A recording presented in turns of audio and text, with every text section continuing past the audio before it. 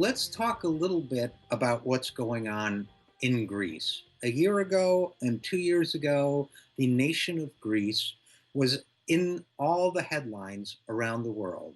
Now it seems to have disappeared from a lot of people's radar, but the suffering in that country goes on. Suffering that comes from a policy and an economic philosophy known as austerity. Last summer, there was a clash between the recently elected government, the Syriza government, which had been elected on an anti-austerity platform. It was a new party. It was an insurgent party. It was a party of the left. It was a party that said it was having no more of austerity. But the forces of austerity were powerful, they were determined, and they brought the Syriza government in many ways to heel. So Greece acceded to many of the global financial world's demands for austerity. Now, why does this matter to us here in the United States? We'll get to that in a second. The real question is, did the deal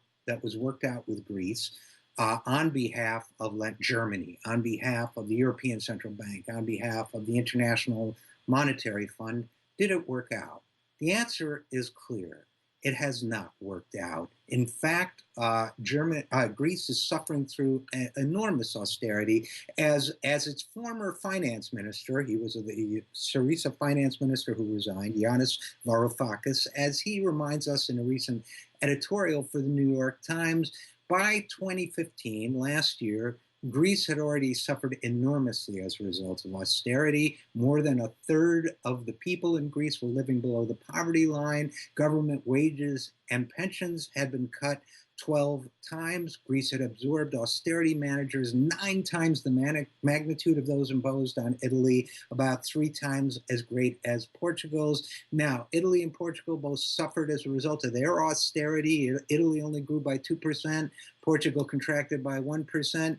Greece itself is now dwindled in its income by 26.6%. It has definitely contracted rather than grown. That's about what America went through during the Great Depression. So austerity has been a disaster for Greece. It is a disaster that continues.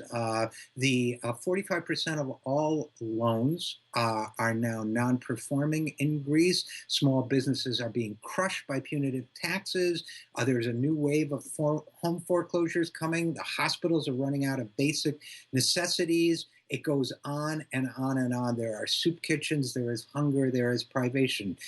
This is of itself a kind of humanitarian tragedy. The International Monetary Fund, which is part of the alliance of international financiers who initially imposed this on Greece, is definitely having second thoughts. It's saying Greece also needs debt release. Its partners are not going along with that, so it is withholding its participation. It is a mess. Now, this is not just a tragedy on its own terms. It should be a lesson for the American people. Now, will it be? That remains to be seen, because right now we are in the process of implementing a very undemocratic type of deal, an austerity program for a part of our own country, Puerto Rico. And so, frankly, people, I fear for our future.